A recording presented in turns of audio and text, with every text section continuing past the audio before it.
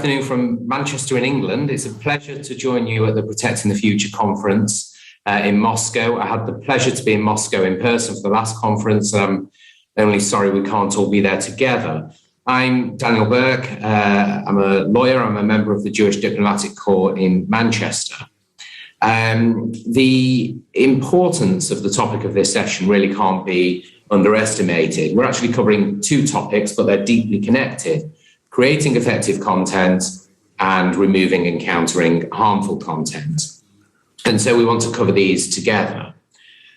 Social media forums have become a battleground. It can be used as a force for good, for sharing, positivity, create connections, promote understanding and learning. But too often, sadly, it can be toxic, filled with disinformation, fake news, hatred, racism, xenophobia, extremism, conspiracy theories, and too often it's the Jewish people who are the target of this hatred. In a one-year period between the 29th of January 2017 to the 28th of January 2018, the Anti-Defamation League measured on Twitter 4.2 million tweets containing anti-Jewish racism. For organizations who are respectable and committed to making the world a better place, there is neither the option nor would there ever be the will to engage in fake news or create untrue or abusive content. The best antidote, therefore, must be to create good, honest, properly sourced content, but to counter all the hate and all the incorrect information out there. It must be effective. And this panel is going to discuss what can be done to create such content. Now, that, of course, does not mean that we can't challenge hateful content whenever we can. Are the internet giants doing enough? Almost certainly not. What can we do? And where's the balance between free speech and stopping hate speech? Well, here to discuss these matters, we have a very impressive panel. So our speakers on the panel, all of whose names I will pronounce badly and incorrectly, although in the Queen's English, we have Yaakov Chaliotis in the UK from the World Jewish Congress Jewish Diplomatic Corps, who's joining us online. Lena Bakman from the World Jewish Congress Diplomatic Corps, who's joining us from Germany. Vanina Meyer from NextGen. Hi, Vanina. And in person, I believe we've got Vasiliy Dukhovny and hopefully Hillel Khabarovsk is in person as well. And I'm dreadfully sorry for my awful pronunciation there. And hopefully Vladimir Andrei from Bosnia and Herzegovina will log on as well from the World Jewish Congress Diplomatic Corps. I think I'll now ask the speakers to introduce themselves with their names as they should be pronounced and to set out your positions. Please limit your initial comments to about 5 minutes each, and then it'd be great to open up to the audience for questions. So, do I have first Vasiliy, are you available? Да. Я могу говорить на русском, да, я правильно понимаю? Там будет перевод. I will be speaking Russian. Yes, so... Are you okay to introduce yourself and set out your... Меня зовут Василий Духовный. My name is Vasiliy Dukhovny. I am director of Hillel, and I would like to welcome everybody here on behalf of the students of our foundation. We are a cultural, educational venue for all Jewish students across the world, including Russia and Khabarovsk. If you don't know, it's far, far away near China, and there are Jews there as well, and we encounter the same issues as many Jewish students across the world. We use social network daily to communicate, to find friends, especially in big cities. And when we all faced the pandemic, we became very dependent on social media, and we're living in new reality. We spend a lot of time in social media today. Social media and other media platforms, they've become not only the way of communication and time spending, but actually a territory of anti-Semitism and anti-racist views. And we have to deal with this, and we're trying to cope with it. Certainly, we can't monitor all those cases of anti-Semitism and xenophobia that happen in many internet resources. But as a tip of the iceberg, I would like to give you an example of a quality study from the North America. This spring, during the conflict between Israel and Hamas, there was a huge growth of anti-Semitic and anti-Israeli activity. We registered 487 cases, hatred speeches towards Jews, 226 anti-Israeli incidents, and BDS companies, 15 of them that were boycotting and isolating Israel. Many anti-Semitic activities made Jewish students felt undesired in the universities. There were lots of harm done to property of Jews, and lots of graffitis used.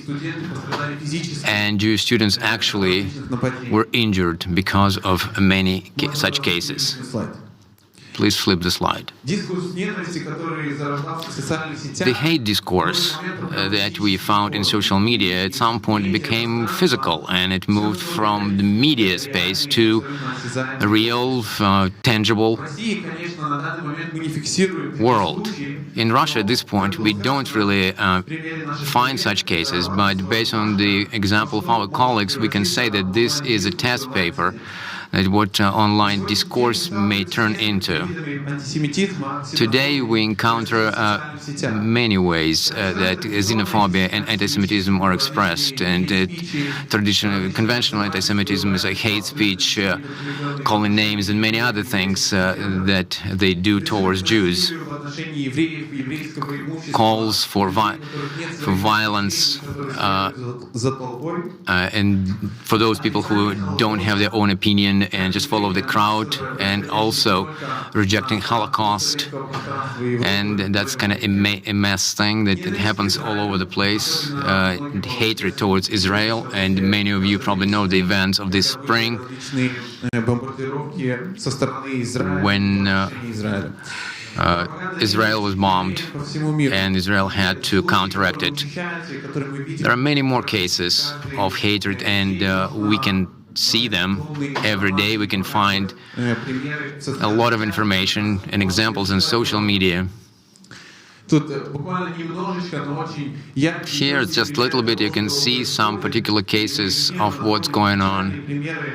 And we can find these deplorable cases that happen not only in social media, but in other platforms like video platforms, and actually at some private events as well.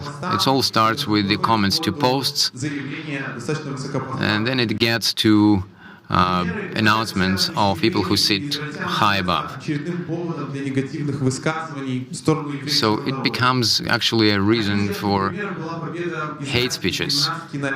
One of such hate speeches was an Israeli gymnast who won a medal in Tokyo Olympics.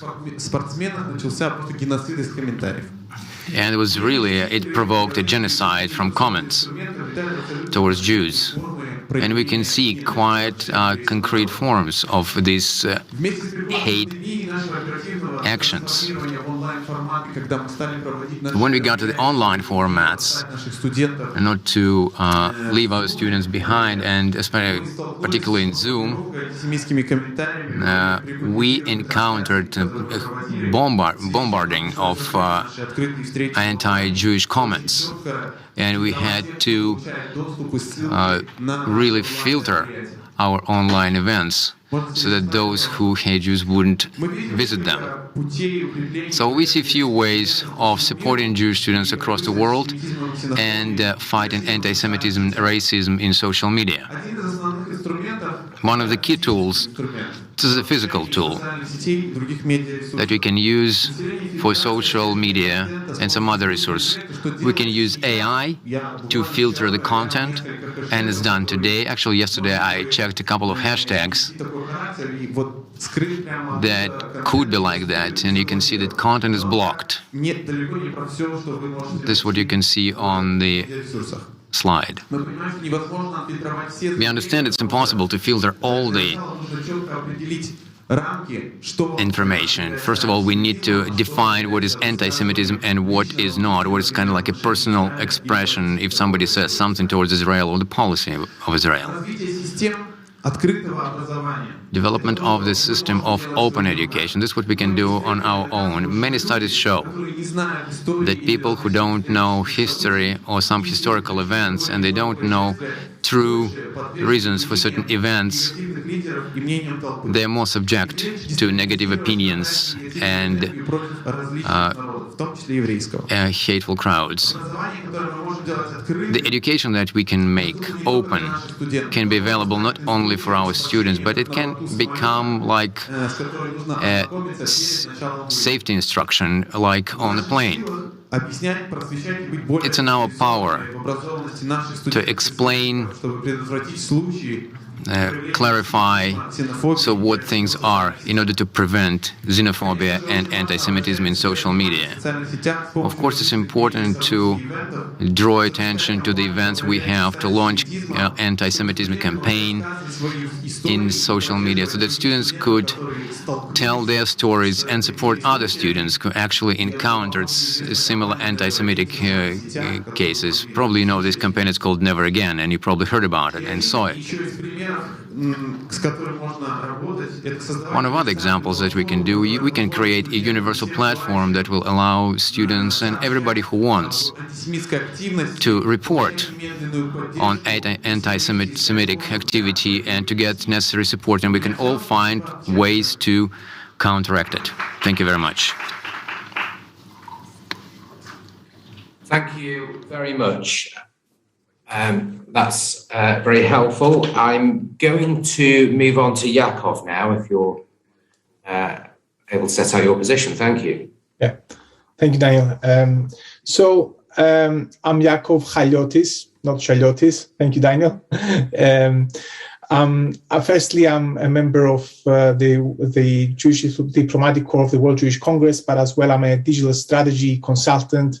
I have an 11 years experience working in consulting firms, startups, nonprofits, and government organizations. My latest role was working as a chief social media officer at the Department for Education in the British government in Whitehall. And in general, my approach on creating digital strategies and counteracting on online harms and disinformation, for example, is always data-centric. So, the title of our session can answer our question. Primarily to remove and counter harmful content is to create effective and creative content. By analyzing social media data, either raw data or using specific social media analytics tools, we can create customized content tailored to our audience, that it will be posted at the right time on the right feed. As I've seen working in government comms, great and effective content is story-based content, real-life content that comes from people that actually have benefited from our organizations. But it's not enough only to create interesting real-life content, effective content to counteract online harm content. We need to be coordinating continuously with partner organizations and key stakeholders in order to pre-communicate what we are planning to do in the next few months. So at the day of an activity or an announcement, our content could be supported and shared online so we can spread out our messaging. But what is harmful content? Based on the UK government online harms white paper, online harms is terrorist and extremist content, abuse and harassment, online misinformation and disinformation, online manipulation, and abuse of public figures. But in general, primarily is a piece of disinformation or misinformation, or a piece of content that directly or indirectly can cause physical or mental harm to a person or to a community. To counter these activities, we need to continuously monitoring in order to predict so we can act on time. This is the way that we can counter as a community or as individuals. The most basic approach to counteract online harm activity is as organizations, either on non-profit or government level, we need to be creating continuously high quality content, accurate content, and extremely shareable content. In this way, audiences can easily identify what is fake or harmful content and what is inaccurate and truthful content. Unfortunately, the burden is to us as private individuals to report this kind of harmful content. It is known, as much as we want to accuse social media networks like Facebook or Twitter, that they want coordinated regulation. For example, something that might be legal on Facebook or other social media networks might be illegal on a certain country. And something that is legal to a certain country might be illegal on a social media network. So there is a lot of work that needs to be done, not only on a national level, but as well on an international level in order to face and counteract on online harm activity. Thank you. Thank you very much, Yaakov. It's particularly interesting, and I'm going to come back to you later with a question around the balance between coordinated regulation and free speech. But at this stage, we're going to switch over to Lena Bakman, please, in Germany. Thank you, Lena. Добрый день всем. Good afternoon, everyone. I join you from Germany. This time I will be talking in English. So my name is Lena Bakman. In my background, I am a communications and public diplomacy specialist. I was working in the Israeli government, in the Ministry of Foreign Affairs, and in the parliament. And today I reside in Germany, and I'm a member of the World Jewish Congress Jewish Diplomatic Corps. I would like to address to the second part of our panel, and this is the part of the countering and removing harmful content. So since 2008, I engaged myself in countering the problematic fake information that is published in social media so easily. And from my observation, the main problem is the lack of internationally united guidelines in this matter. And just like Yaakov before me addressed this issue and the complexity of this issue, there is it's so easy today to spread lies, distorted facts online, and just fake propaganda without being accountable to it. So in my opinion, in order to address this issue in the international level, social media companies should adopt the IRA definition of anti-Semitism. And this way they would have a mutual guidelines that would make their lives easier to make the content more friendly to all kinds of users. There should be an algorithm, an automatic algorithm detecting harmful content. Anti-Semitism is, of course, only one example. It could be broadened to racism and other important issues. And the second part that I wanted to raise is how easy it is to report a harmful content. So from my experience, I can compare two countries, how it is in Israel and how it is in Germany. So in Israel, it's very easy to report a harmful content online. However, in Germany, it is a much complex process that when, for instance, one wants to address a harmful content on Twitter, there is a regulations written in German language that people has to address. They have to read and understand what it even means, because it's a very juristical language. And that, according to my experience, makes people to withdraw from reporting because it is such a complex issue. And of course, that is the opposite of what we want to accomplish. I can just mention one example that I had recently.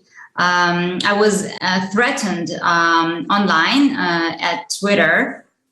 And when I reported that and, made this whole long process to report in German, I received an answer that, according to their guidelines, it's not a harmful content. And this is an issue that is, of course, very much disappointing and needs to be addressed. That's why I think all social media companies should address this issue according to our definition.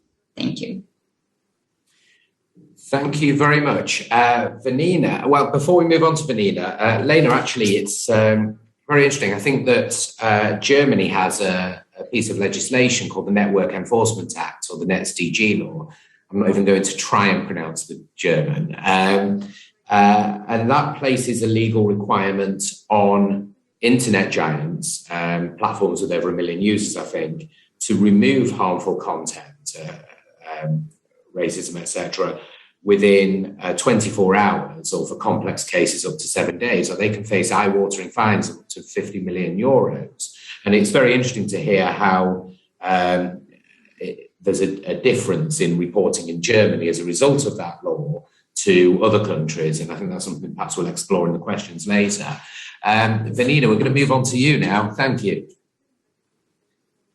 Thank you. So first of all, thank you for inviting me and for this very interesting panel. I already have very good insights of everything that you just said. So my name is Vanina Meyer. I am one of the fellows at the World Jewish Congress. So as a fellow, we've been selected because we are Jewish leaders, European and international leaders, and we seek to represent and to advocate for the Jewish community on our campus. So it's in my quality of student that I am here in this panel. And so in our fellowship, we try to tackle some issues that we might have on campus and that we might encounter as students. And one of them is hate online. So as one of the speakers already said, the spring events that happened showed how much anti-Semitism can spread online. And as students, we faced it a lot. Even some of us had already to log out of our social media accounts because of all this hate that was spreading. And we thought, with another student and fellow World Jewish Congress fellow, that we would need to tackle that on our scale, at our individual scale, because we know that institutions, organizations, social media platforms want to do the same, but sometimes it's good to take the issue in our hands. So we have a project that we're still working on and that will be released in a few months. We decided to create an Instagram account that will itself try to help support Jewish students all around the world that face anti-Semitism. They would be able to send us messages saying, look, this is hateful content, this is anti-Semitism, we don't want to engage with this person directly, but we know that you can do it, so please do it for us. So we would like to stand up for these people, as I would have liked an Instagram account to stand up for me when I saw those kind of anti-Semitism. Then we also would like to spread information, neutral and find objective information about the conflict or about events that were happening. And also we want to reach out to influencers or to big accounts that have no clue about the conflict but decide to take a side, and that would be more harmful than good for the platform and for people. So this Instagram account will be called Yachad, Tackle Hate Together. It will be released very soon. And so our mission is to provide objective information for people that need it online. Obviously, we know that Instagram is not a learning platform, but as it was already said, unfortunately, it has become one, even though it's not its main purpose. So let's take it as people want it to be and try to fight directly, let's say, on the ground with an Instagram account. And we want also to be there to support students and to support anyone that faces anti-Semitism or any other racist issues. And yes, so that's it. And thank you for everything that you've been saying so far and for your insights. Vanina, thank you. And it's so encouraging to hear that students have support from people like you who have the knowledge and will to assist. Particularly interesting when you talk about Instagram during the last conflict with Israel. Celebrities, singers, actors, footballers, who probably don't really understand, if we're being frank, the religious, tribal, geographic, and political issues on both sides of this multifaceted conflict, seem quite happy to post things on Instagram out of a position of ignorance to often millions of followers. And that could be tremendously damaging and worrying. And again, that's something I hope we'll have questions about and you'll be able to comment on. I'm going to move on now to Allon, Allon Villart, who I believe is live. Allon? Hello. Добрый день. Hello. I would join all the stories about the hate in mass media, and I will talk about my personal experience. Not long ago, maybe a year ago or so, I launched my TikTok account, and my content was about Jewish people, about Jewish tradition, and I did it in a very simple manner, humor-based manner that is suitable with this platform. And initially people got very interested, and many were surprised to know that Jewish do not eat shrimps, etc., etc. But besides some friendly or proven comments, I came across some hateful comments as well of anti-Semitic issues. First, they started with jokes related to Holocaust. And then as my audience of followers increased, I received an increasing number of negative comments. And at some point, their share was as large as 1/3 of all the comments that I received. Initially, I ignored that. And as you know, haters are going to hate. And I felt all right. Because, after all, I also received positive feedback that prevailed. However, in May, when Hamas-Israeli conflict reached its peak, and in internet and information war against Israel was launched, I got engaged as well. Because apart from these dubious comments and jokes, I started receiving a lot of insults of religious manner or from Muslims. And that was very hard to ignore, because I would say that the majority of comments were hateful, and it was very aggravating to read that. And I hadn't done it before, but I started blocking some comments, started removing some because it was already impossible. I also introduced a filter for my account, and by using some keywords, they could not send a message through. So at the same time, I realized that I had to clarify what was going on, because many people were misinformed. Many people would write to me personally, why you kill Palestinian children and things like that. So I decided to make a video where I explained the essence of the conflict, what were the conflicting parties, that Israelis do not fight with the Arabs or Palestinians, that we fight with Hamas, a terroristic group. And this video received such a huge number of negative comments. It was amazing. People would stick to their beliefs, and unfortunately, or convictions, and maybe I was able to make my message across, put my message across, but that amount of people was tiny, and I started receiving threats, even physical threats. And at that point, I realized that TikTok is about humor rather than a platform for sharing some serious messages. So again, I started removing some comments, but then as a number of threats has increased, I just deleted the videos altogether. Then later on, things got back to normal, more or less.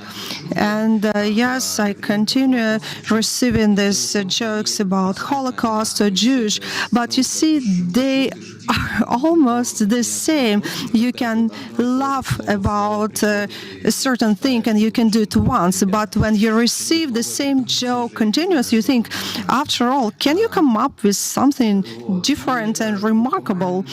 And based on my personal observations, I would look at accounts of those people who write these comments. I understood that these are teenagers, these are school children, they're young, and in majority of cases they do it because they're not well versed what's going on. So they use this joke, but they do not fully comprehend what they joke about, and they do not really know what took place 70 or 75 years ago. So all in all, I would agree by saying that we need to introduce some awareness educational programs for children so that they understand that, yes, you can joke, but you need to think ahead first how damaging or harmful your joke can be.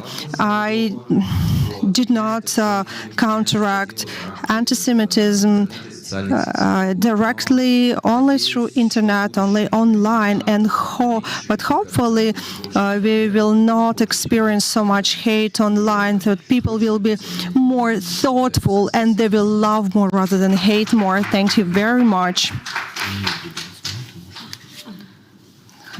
Thank you.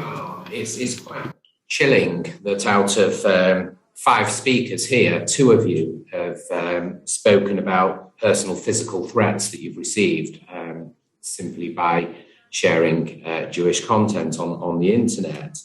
We're going to open up to the audience. I can't see you directly, but I understand there's somebody over there with a microphone, and the interpreters are doing a brilliant job. So if you have a question, please put your hand up, and I'm sure I'll get it. But I just want to quote something and just ask a quick question myself to the panel. Sir Nick Clegg, former British politician, now at Facebook, who is supposedly working on tackling online hatred with Facebook, recently said in an interview, and I'll quote, that the evidence there does not support the idea that Facebook or social media more generally is the primary cause of polarization. Now, I find that hard to agree with. It might not be the primary cause, maybe, but it does appear to be the petrol that's poured onto the flames. I'm very interested in that sort of connect between offline and online. There is, of course, appalling racism and hatred offline, and it was there long before the internet started. But to me, it certainly seems that the social media groups really do pour petrol on the flames. And there's been some discussion amongst the panelists about a lack of education. In fact, Allon just gave a perfect example about the lack of Holocaust education, and then people who do, perhaps because of their age or the teaching system, don't know enough about that, are quite ready to make appalling comments online based on what they've heard. I'm very interested to hear the panel's views on the importance of connection between education and online behaviour. Perhaps if I take those, unless you've got no comments, in the order that we started with, and I can start with Vasiliy. So they seem to, if we dropped out of... Can you repeat the short question? The short Yeah, Vasiliy, I'm very... Sorry, Vasiliy, yes. I'm interested on your views on the connection between offline education in schools and how that can help to tackle online hatred.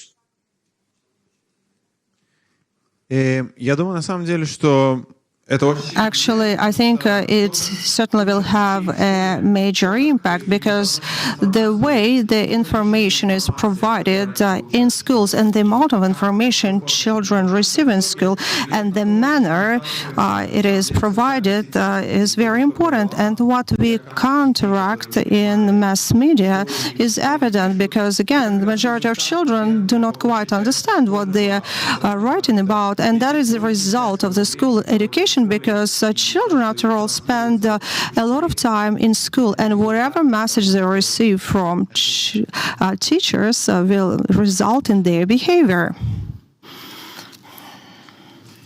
Thank you. I'm not going to go through all of the panelists to answer this, but I'm very interested to get Vanina's view. We have one comment and then here. We'll jump over to the audience for their questions. I'm sorry, I'm the principal of the school, Thank so you. I have to say something. So, education, yes, opposite, of course, to Vasiliy. Can I speak Russian? It will be better. Дело в том, что Actually, the world is really changing nowadays, and despite the fact that children indeed spend quite a lot of time in school, although right now there are a lot of remote educational programs, they take the majority of information from internet because they spend so much time online. And yes, I grant one part by saying that they receive education in school, but we do have a history of Holocaust, although we are a specialized school, we're not an ordinary school. But today there are so many sources of information, and if earlier school was the only source of information, today it is not quite true.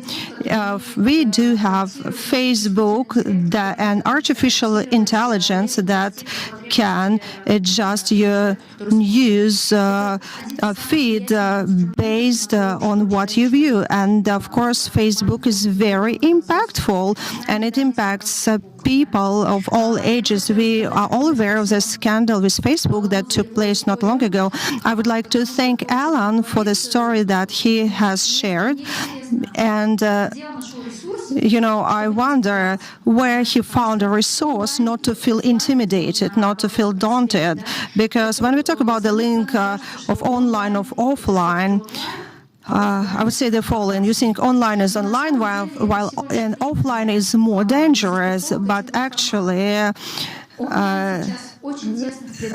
online today is so integrated with offline, and we always write messages online. We are sitting here, we have joined this session, but at the same time we are posting messages to mass media, and again they are very interlinked, and very often children may be beaten for the messages that they have posted. So I would like to ask him again, where did he find a resource to feel strong, not to feel intimidated? And today not everything depends on school, but being a principal of a school, I can say we also do a lot. We do our best. Thank you very much. Well, talking about the emotional resource to feel strong, not to feel intimidated, you see, people that leave comments of that sort, they often don't have any personal photos, so this is kind of anonymous account. They may have some symbolics of the Third Reich and so on, but I did not really take it very serious, because I was ready that I would take my share of hate as a person who went public. But during Arabic-Israeli conflict, I got lots of messages from people belonging to a different religion, and I understood that many of them were adults, and yes, at some point I felt kind of paranoid when I would go outdoors.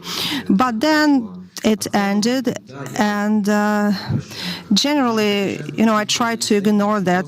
But now I also should say that I have my filter, because I feel tired of reading the same thing again and again. So, let me tell you something so that you understand me better. It's not the school who is to blame with the example of the kids. Kids spend a lot of time at school, but the school is not the only thing that the kids are engaged into. Of course, the teacher... I also work as a teacher, and it is important for me that my students are tolerant to everybody. Let me tell you so that we understand each other better. It's not that the school is to blame for everything. Thank you. Thank you. We're going to move on, I think, to the next audience question. If audience members could just indicate which panel member or members they would like to ask the question, or if it's to an open panel, then please do. But if you could indicate, that would be very helpful. Thank you. Can I go ahead? Yep. Okay. Thank you. My name's Dr. Andre Obler. I'm the CEO of the Online Hate Prevention Institute in Australia. I also last year was appointed by the state government to help with an investigation into a school for anti-Semitic incidents. And the investigation, the recommendations are public, the report is not, so I must limit what I can say. But one thing I can say is this was a school that had a lot of education on anti-Semitism, a lot of education on the Holocaust. A large percent of the students was Jewish, a minority, but a large minority. And there was maybe a small handful of students who, despite the education, were putting swastikas up, were throwing money when Jewish students walked past, were engaging in anti-Semitism, and it wasn't a lack of education for these students. These students were being radicalised, I will use that word, they were being radicalised online, and they were using the education they got to further radicalise themselves, the education from the school as well, the education about the Holocaust, to work out how to make their hate more effective. So, my question really is, what do we do to separate the education for the majority from how we deal with those that have a negative attitude, that are not, the education is not always the solution. How do we deal with those people, particularly when they are children? So this is the first thing, and if I may have a second comment, just a lot of the speakers spoke about having a common standard. I also serve on the IRA delegation for Australia. The IRA definition of anti-Semitism, the working definition, is very important. We want the companies to adopt it, we want countries to adopt it, but it still needs interpretation. Different countries are going to have different standards in different places on this definition, on anti-Semitism in general, and on other forms of hate. If we have a common standard, isn't there a risk that we go to the lowest standard? Because this is what everyone can accept. Whereas if we have each country able to set the standard to match their own society, their own culture, but still have a minimum standard, isn't this a better approach that allows us to increase the standard where we can? If those that commented on getting to a common standard might respond on that second one. Thank you. Thank you. Shall we, two very important points there, and I think we'll all agree that simply adopting IRA isn't enough. There needs to be education around it as well for any institute or country that adopts it. Can we start, please, with Yaakov? Yeah. I mean, on the information that I shared earlier, I would like to start by saying that social media, it's a very new and powerful tool that is been around us maybe the last in this impact the last 10, 12 years. So yes, we need to regulate more, but at the same time, I think part of the education we need to offer not only to young people but as well to adults is how to use those social media networks and how not to become victims of polarization and extremism. I have friends from similar industries or friends that are active online on certain causes. Some of them tend to block or not follow people that they don't agree with. But what I'm doing personally and people from similar industries, in order to have an objective opinion and be open and be tolerant, you need to follow people that actually you don't agree with. And so you can affect positively your own tolerance to differences. So yes, regulate, and maybe regulate individually each country. And that will be probably a little bit more effective on dealing with the differences of each country.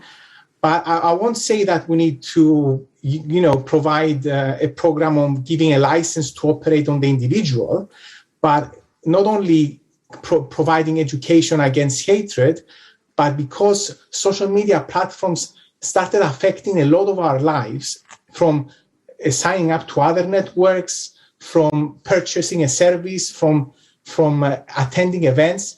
But in the coming years, as they grow, they affect even more our lives. So part of the education is learning how to use these powerful tools. As we've seen the latest Facebook announcement, the social media networks will expand even more in their own use and their own capability. Thank you. Shall we? I don't think any other panelists have got their hands up to answer that. So perhaps we move on to the next question. Thank you.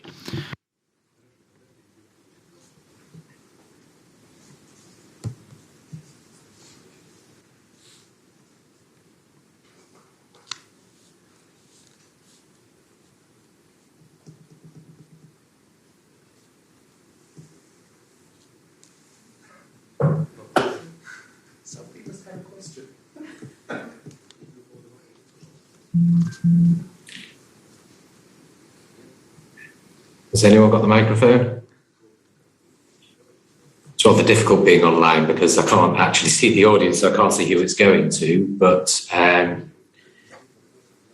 we'll give it a moment, and if there's no further questions, I certainly have quite a number.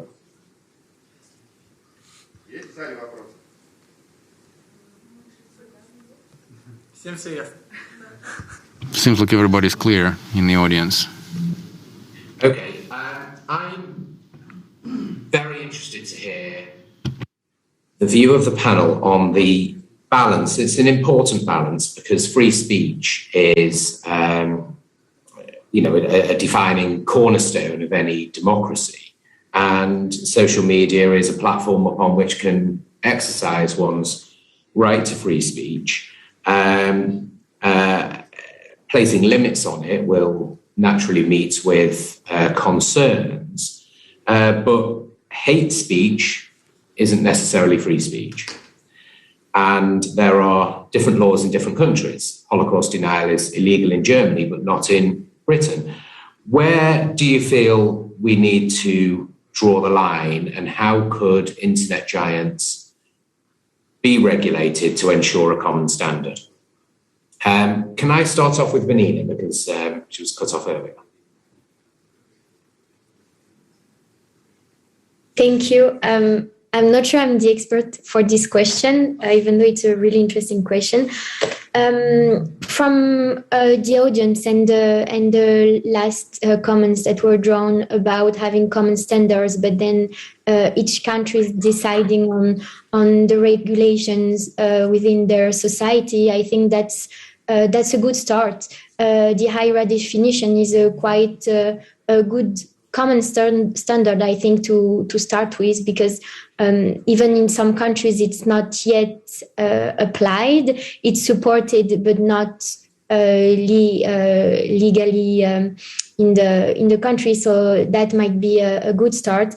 But then with social media platform, it might be even more complicated, because there can be hate speech, but without the context, it's not really hate speech. And those social media platforms might not have like the tools to understand that. For example, I saw a few weeks ago a Facebook post, and in the comment there was a picture of an oven, and it was clearly anti-Semitic and targeted to the Holocaust.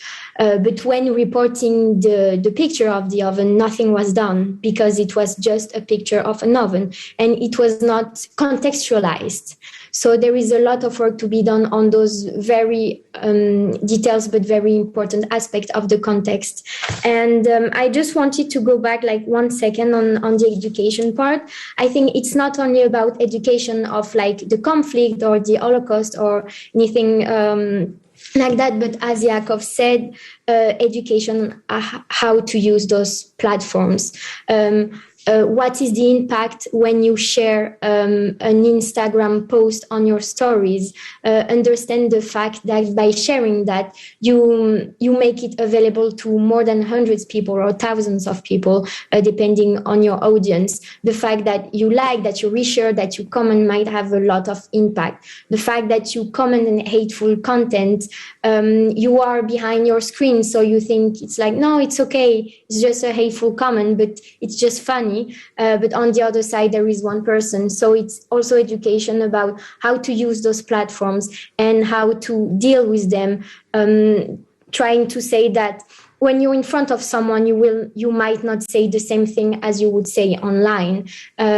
So understand this difference between the reality and the virtual world, and trying to tackle the fact that the line is so thin between the two that people should behave the same way in reality, or with much more respect than they take the liberty to do it online. And Allon, I'm going to go back to you, because in challenging the abuse that you received on your TikTok account, you came across some terrible content. How do you deal with the prevalence of fake news? Fake images, fake comments, fake quotes. How do you deal with those? Когда писали явную дезинформацию, да, то что when it was a real fake, то что Израиль каких Израиль не делал, я это как-то blaming Israel for doing what Israel was not doing, so I was able to clean that, and I was expressing my own opinion, my own point of view, and I was making a video explaining my point of view, and my videos were blocked, and there are lots of blocking of my videos, and so they were writing to me that it was hate speech or that I am popularizing some terrorist groups, but actually I was doing otherwise. And only after my appeal, some of the videos they unblocked. But the videos were blocked because it was a whole mass of people that were hating my videos, and they were like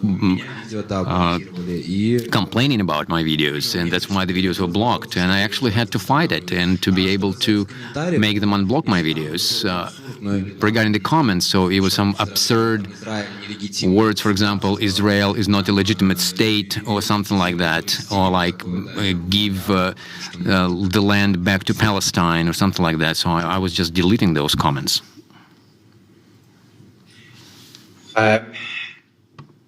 It's quite chilling here because it's everywhere.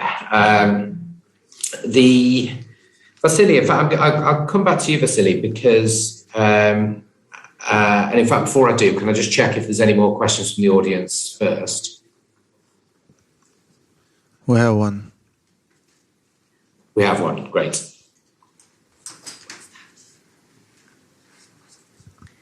I have a question to all of the speakers, to all of the presenters. My question, probably towards the end of the session, is quite simple.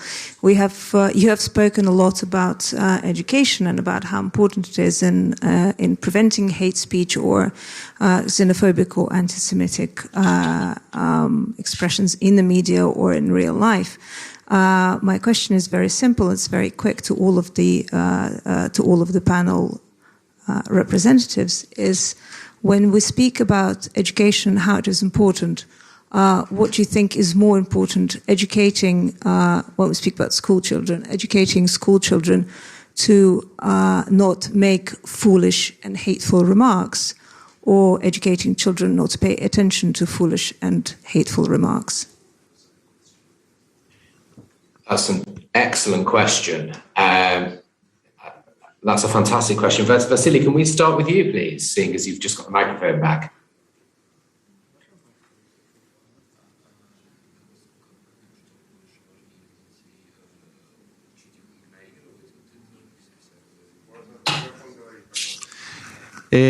Да, и я первый отвечаю. All right, so I'll be the first to answer if I understood the question correctly.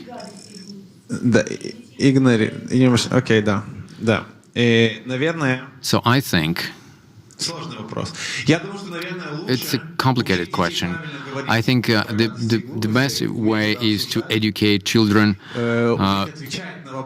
to speak properly, so that they could answer questions without hatred and hateful words, to talk to children and explain to them how to respond to such words. Because, I mean, I don't think ignoring is right, because if you ignore, you can ignore a child who is screaming, and the screaming child may stop at some point, but you may find some other ways, maybe to console the person, to comfort the person. So I think the children should be educated how to deal with these situations. Thank you. Yaakov, if we move over to you, we're all interested in the role of education, but once again, some responsibility, a huge amount of responsibility must lie with internet giants. They're clearly not... sorry, I'm being waved at again. Once again. Well, can I... Well, sorry, I think can I ask you in a moment? Because I think the lady that asked the question was keen to get the views of all the panelists. So I will come back to you. Thank you. Yaakov,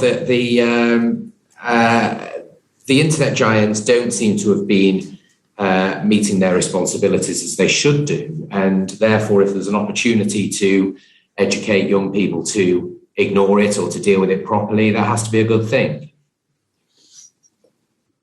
Because the matter is so complicated that it has a lot of elements. You've got the users, you've got the platforms, and as well you've got the algorithms that at some point they learn in itself how to moderate the feeds on social media.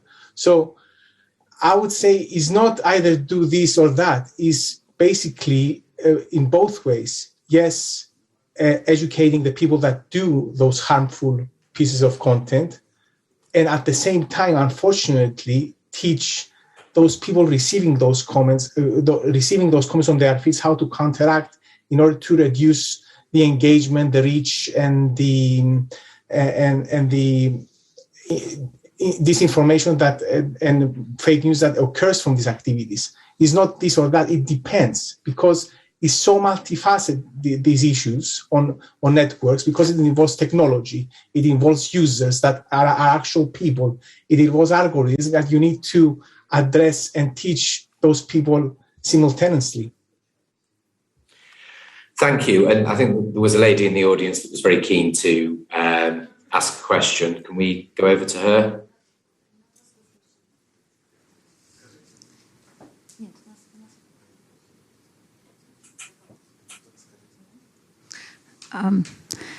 Я бы хотела немножко расширить, с одной стороны. I would like to broaden the matter a little bit, because kind of being the representative of the official educational system, and I'm kind of used to this blaming that, the educational system has to deal with the whole thing. So how to educate children not to say bad things, or how to respond to those bad words. I would add here, and I think it's very important, we need to educate them how to apologize for saying bad things, because, sometimes at some point somebody could have said something improper. Sometimes we may find ourselves on either side. And to have this chance to stop, to apologize, to restore the situation. This is that part that nobody wants to talk about, because this is kind of work on yourself. And sometimes it is in contradiction with kind of inequalities, so to speak. So my question is not really a question, it's more like a comment. So we need to understand that everybody is people, and everybody makes mistakes, even the best ones. How to work on correcting your mistakes, how to apologize, how to maybe thank someone, and how to learn how to thank. And this is the future of education, and how to use education resource as to make the world a better place. And then my question is to the speakers. So since I have the mic, since I grabbed it, so what resources do you see in social media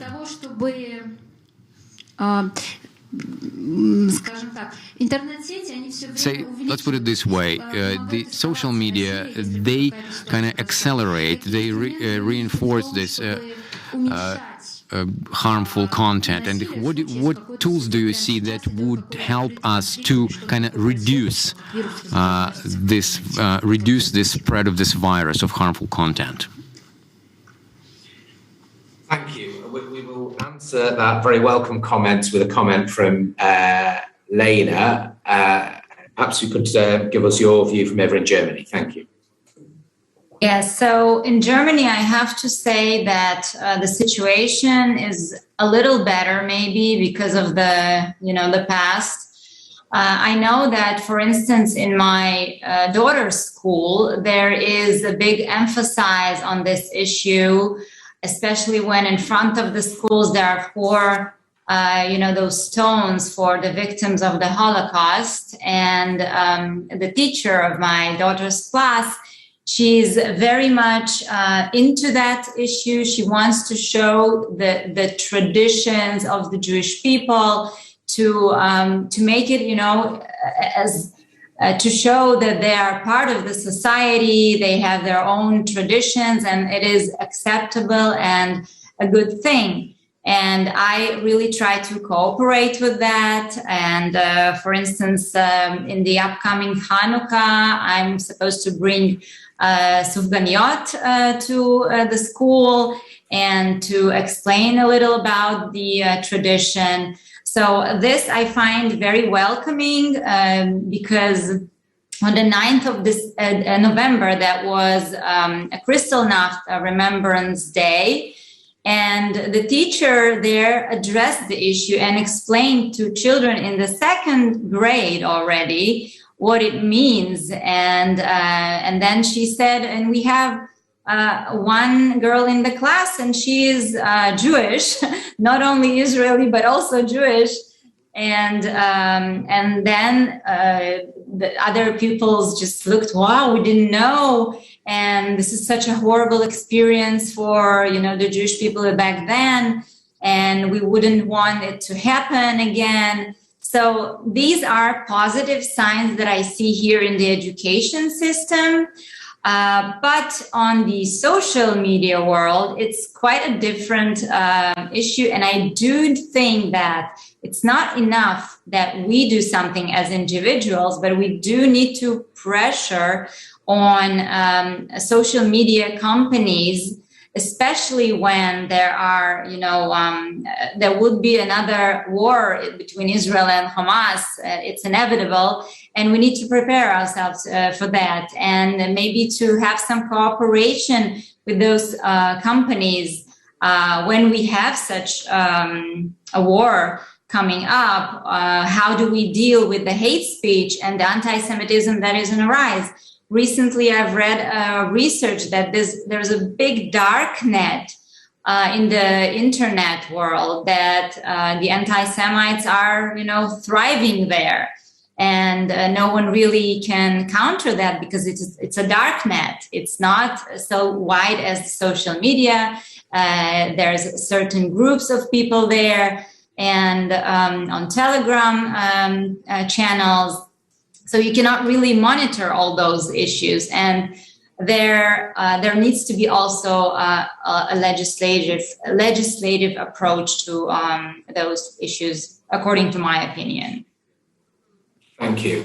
We've got about 10 minutes left, so if there's further questions from the audience, and I think seeing as we've only got 10 minutes left, if those questions can be 1 or 2 sentences long with a question mark on the end, that would be fantastic. Do we have any others in the audience?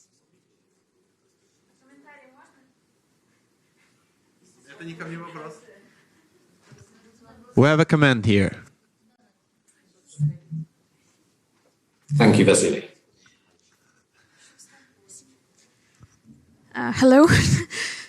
По-русски, по-английски как лучше? Hello. По-русски, хорошо.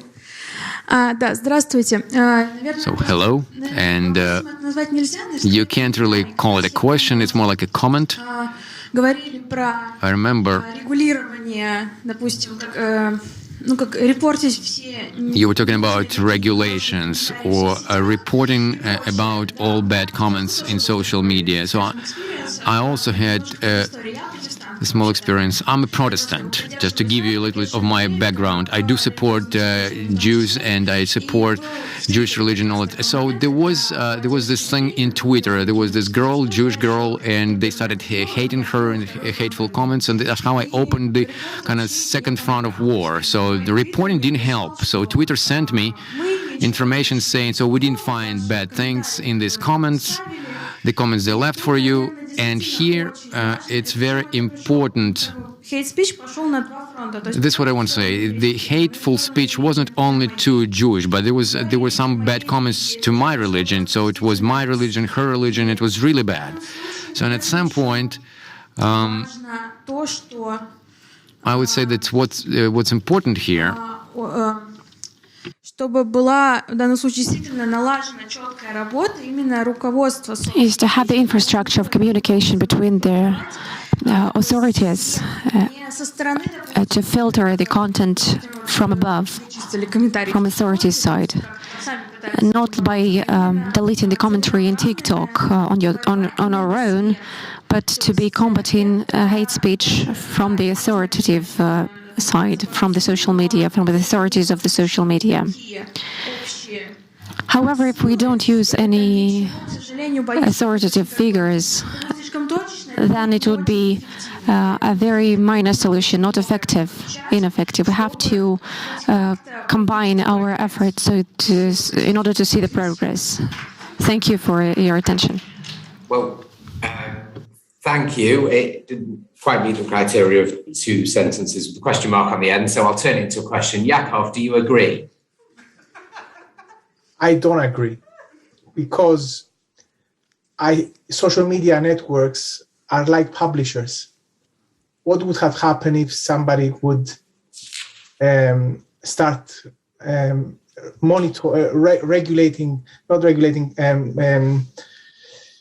removing certain pieces of content from a publication? So I would say the most effective thing is to work with the social media giants to coordinate the regulation, the offline regulation with the online regulation for each country, because on an international level it can be a start, but you need to go to each country separately to regulate those giants, but not start giving powers to each government to actually go there and removing content. The key thing is to work successfully with those companies in order to coordinate the offline with the online. Thank you. And have we got further questions from the audience? I have a very quick question. Can I ask the panel if they've worked on hate other than anti-Semitism? Have they ever used what they've learnt from anti-Semitism to tackle Islamophobia, racism, homophobia, any other xenophobia, any other form of hate? Thank you. Do I have hands up from any panellist? I have Yaakov's hand up. I mean, at my last role at the Department for Education, they are teams in government. I set up the team on disinformation at the Department for Education for things like free school meals during the pandemic, closing schools, shutting down schools. But the key outtake, I don't want to be repetitive in all of these things. The key thing is promoting tolerance, different cultures, and in general, pushing on fundamental educational values. And that is by working at the forefront of education in the UK government. And again, I don't want to repeat and say the same things. It's all about educating tolerance, being different, and different cultures and acceptance. Yaakov, thank you. I've received a message to ask me to bring this session to an end. It's been fascinating, and especially that interlink between education and the sort of wider responsibilities of governments and internet giants. But it seems that those who should have the greatest responsibility, those behind internet companies and governments, may not often react unless there's pressure to do so. And perhaps that's why it's so important that the next generation coming into this clean can hopefully get this right where we've largely failed. The great George Orwell, in his book 1984, said every record has been destroyed or falsified, every book rewritten, every picture repainted, every statue and street building has been renamed, every date has been altered, and the process is continuing day by day and minute by minute. We must not allow ourselves to fall into that trap, and it's so important that you're here to listen to these speakers, to hear your views on the panel, and to do what we can to shape the future. And as is the title of this conference, to protect the future. So from the World Jewish Congress Diplomatic Corps, Next Gen, thank you all so much, and enjoy the rest of the conference.